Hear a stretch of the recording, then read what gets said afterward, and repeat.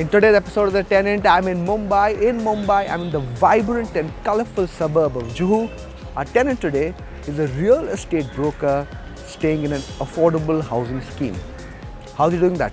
How's life as a broker? Let's meet him.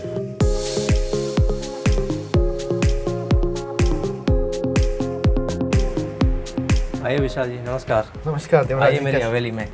हवेली में? हवेली। कितनी बड़ी है आपकी ये हवेली? 150 फुट की। तो ये हवेली, हाँ जी, इसमें सब कुछ है। हाँ, मैं देखता हूँ टीवी है, एयर कूलर है, फैन है, सब कुछ सब कुछ। ये बाथरूम भी है, अटैच वॉशरूम है। देखिए, तो मतलब हवेली छोटी है पर सब कुछ अकोमोडेट कर लेती है। सब कुछ मैनेज करना पड़ता ना। ओके। और यहाँ पे कितने लोग रहते हैं? यहाँ पर 3 लोग रहते हैं। ओके। हाँ। आसान है इतने छोटी जगह में एडजस्ट करना? आसान नहीं है, लेकिन एडजस्ट करना पड़ रहा है। ओके, करना पड़ता है। एडजस्ट कर रहे हैं आप मुंबई में as a broker? As a broker. Broker real estate में बहुत इंपॉर्टेंट होते हैं। हाँ, बहुत से डील्स ब्रोकर के थ्रू होती है। हाँ, पर बहुत से लोग को पता नहीं है कि ब्रोकर की जिंदगी कैसे चलती है। हाँ, कैसे चलती है? मतलब आप ये लाइन में आए कैसे? कितने सालों से आप यहाँ पे हैं? मैं इस लाइन में 12 साल लगभग हो गया है। और लाइफ तो ब्रोकर की बहुत डिफ़िकल्ट होती है। तो 2012 में? हाँ, 2012 में मुझे किसी ने ख्वाब दिखाए थे बड़े बड़े, आप रियल एस्टेट में आओ, ये वो बड़े बड़े दिखाए। तो फिर वो बड़े बड़े ख्वाब देख के सोचा कि चलो मैं भी शुरू करता हूँ। तो मैं जॉब कर रहा था एक जगह पे, वहाँ पर मैंने शुरू किया और वहाँ से जर्नी ऐसे शुरू हुई। तो उस टाइम आप एक part time broker? Part time शुरू किया था मैंने। ओके। तो एक छोटी डील हुई, 15,000 बेनिफिट हुआ शॉर्ट टाइम में। तो सैलरी से 3 गुना ज़्यादा था 15 दिन के अंदर। 2015 तक मैंने जो है जॉब किया, उसके बाद 14 तक जॉब किया, उसके बाद छोड़ दिया, पूरा इस लाइन में आ गया मैं। तब से अब तक जो है इस लाइन में स्टेबल हूँ। तो आप 2 साल के लिए करीबन पार्ट टाइम ब्रोकर थे? हाँ, 2015 के बाद एक full time broker? Full time broker. घर तो आप बहुत लोग को दिखाते हैं। खुद के घर में जब आप घर ढूंढ रहे थे, क्या क्या आपको पसंद आया ये घर में? मेरे घर में मैं ये खास करके ये जो घर लिया मैंने, ये मुझे पहले से मेरे दिमाग में था घर के पास एक मंदिर हो, मेरा वाइब्स उसके लिए, तो इसलिए मैंने घर के पास मंदिर लिया। ओके। मतलब मंदिर के पास घर लिया मैंने। आपका कोई वीकली शेड्यूल होता है कि सैटरडे संडे हॉलीडे या मंडे ट्यूसडे हॉलीडे? नहीं, हॉलीडे मैंने अभी तक लिया ही नहीं इस लाइन में आने के बाद।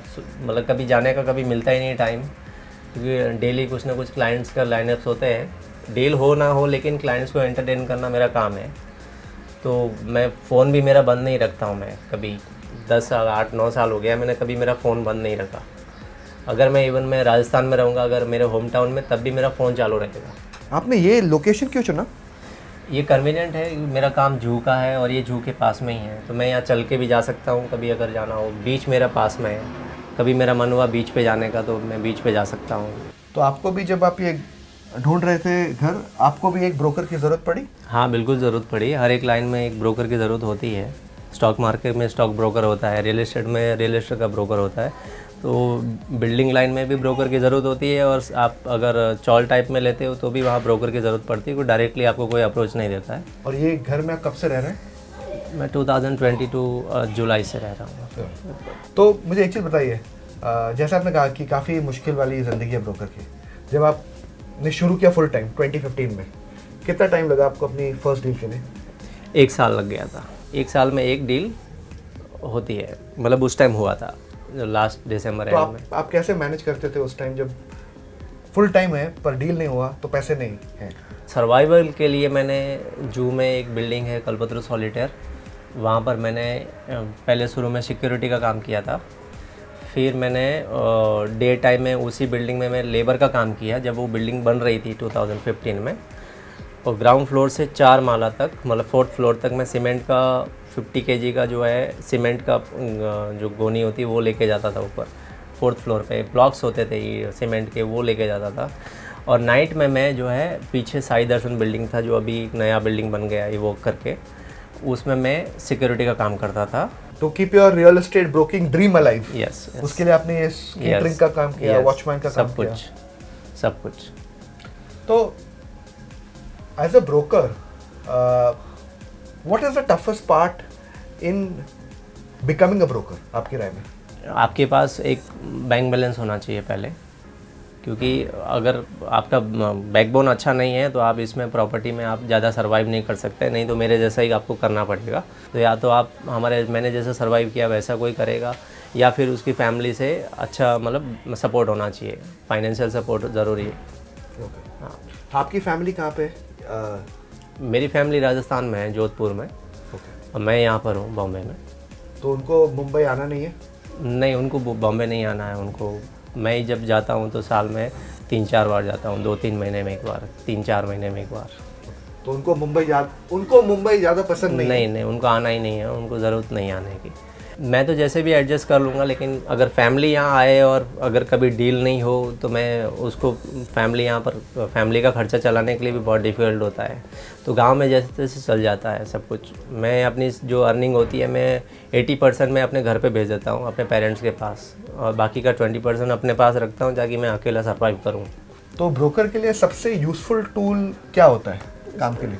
मोबाइल फ़ोन ज़रूरी होता है, एंड्रॉयड फ़ोन जिसमें ज़्यादा स्टोरेज हो। स्टोरेज की ज़्यादा ज़रूरत होती है, क्योंकि आप इतने पिक्चर्स लेते हैं। हाँ, पिक्चर्स लेना पड़ता है, क्लाइंट्स की रिक्वायरमेंट्स होती है, पिक्चर्स, वीडियो। और एक क्लाइंट बोलता है विज़िट करने से पहले बोलता है कि हमें आप फ़ोटो वीडियो भेजो, तो उसके लिए मोबाइल बहुत ज़रूरी है और उसमें स्टोरेज बहुत ज़रूरी है। तो आपके फ़ोन में कितना स्टोरेज है? 128 GB होगा, इतना है।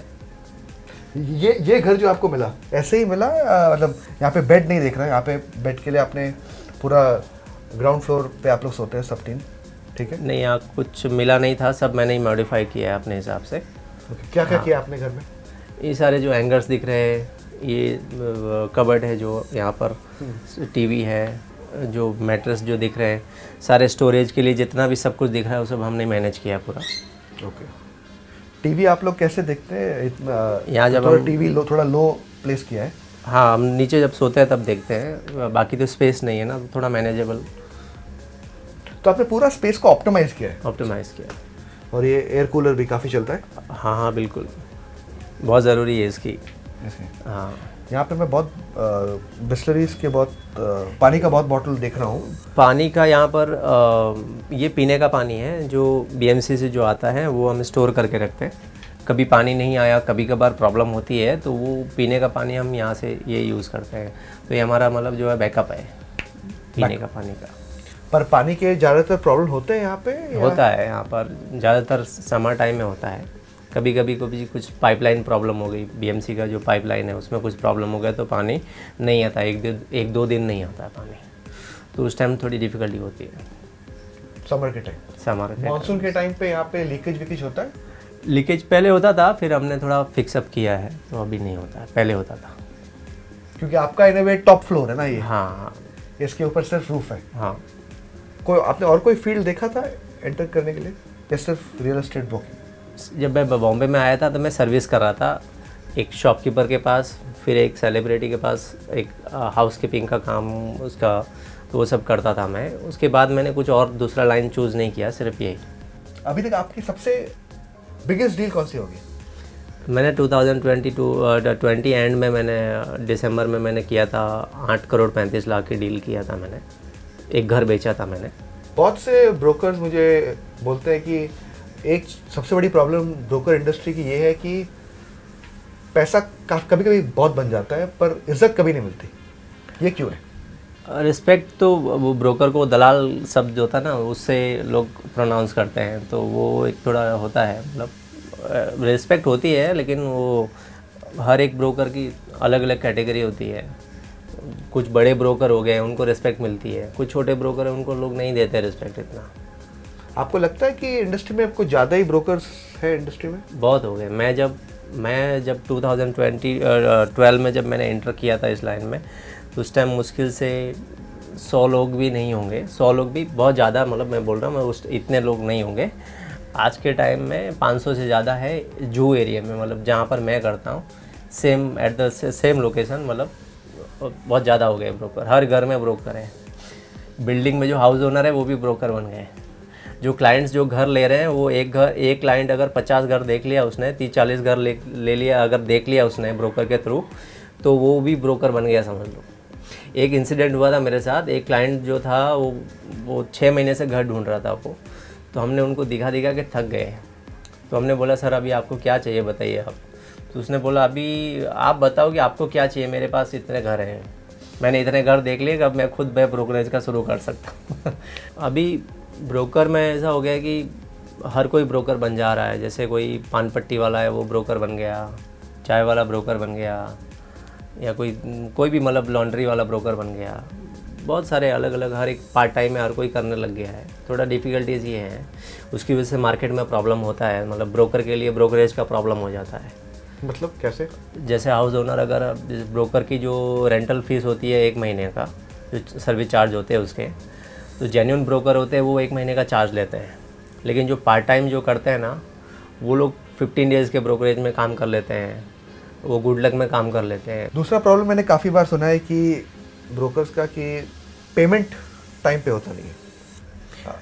क्या ये सही है या बहुत कम होता है और लोग उसको बहुत बड़ा कर देते हैं? नहीं, ये सही है। मतलब ब्रोकर का जो ब्रोकरेज है वो टाइम पे होना चाहिए, लेकिन होता नहीं है।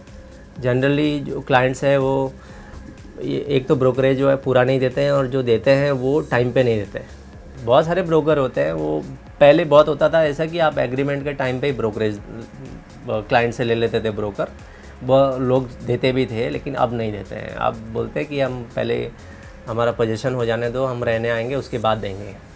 वो भी कोई गारंटी नहीं है कि कितना टाइम में देंगे वो।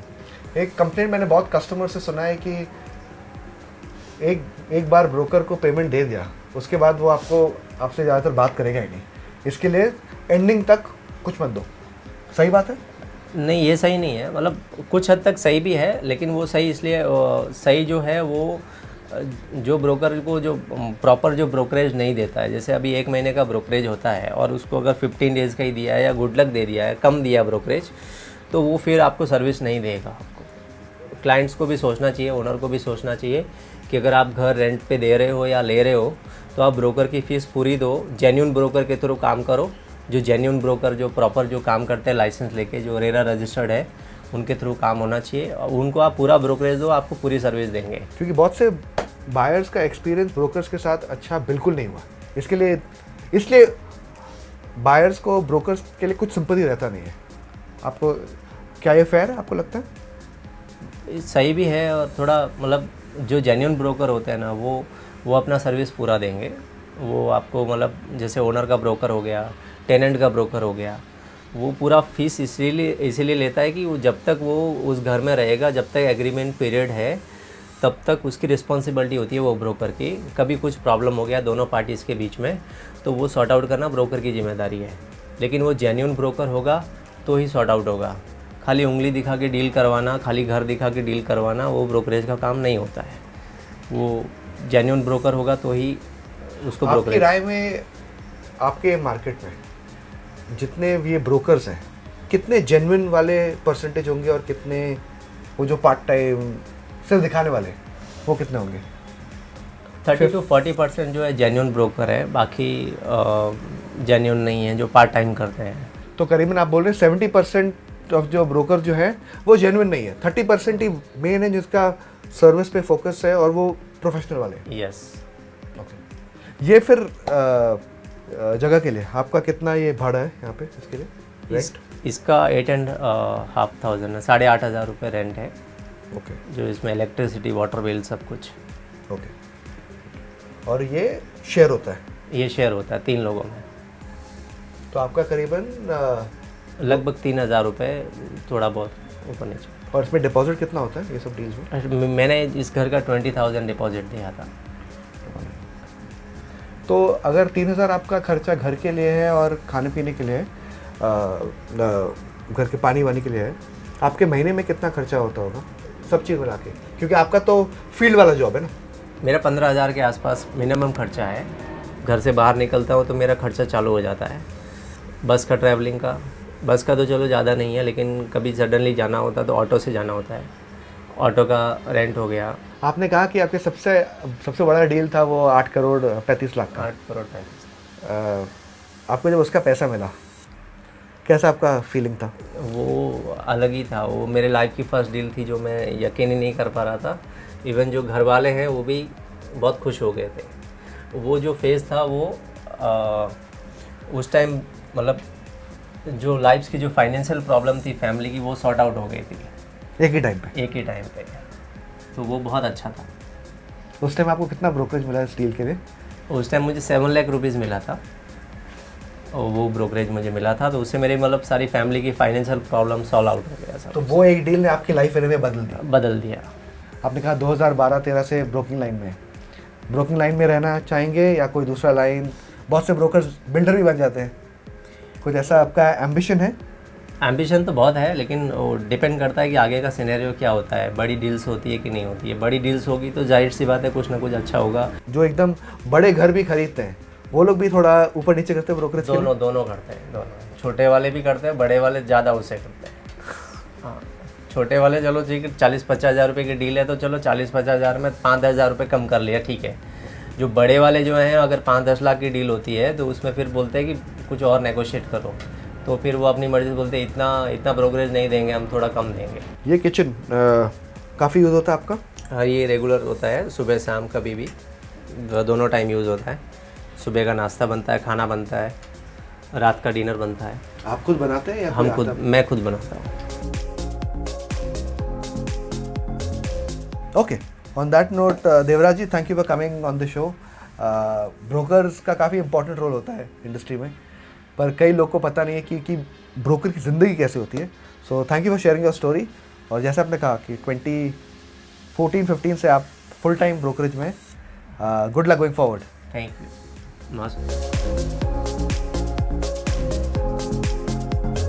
Time for the report card. This is a compact 150 square feet room with a kitchen, bathroom all bundled in. It's a very compact setup. Location, this is very well situated between Santa Cruz and Juhu, one of the most colorful neighborhoods of Mumbai, also close to Juhu Beach. Connectivity, road transport, its strongest point. Metro and rail, not its strongest point. There's not much convenience around in that regard. All in all, if you're a person looking for a budget accommodation in one of the most vibrant neighborhoods of Mumbai, this is sort of residence and apartment that can be chosen. Are you looking for the perfect home? Stop looking around, scan the QR code and explore from thousands of rental properties, read resident reviews and make an informed decision with 99acres.com.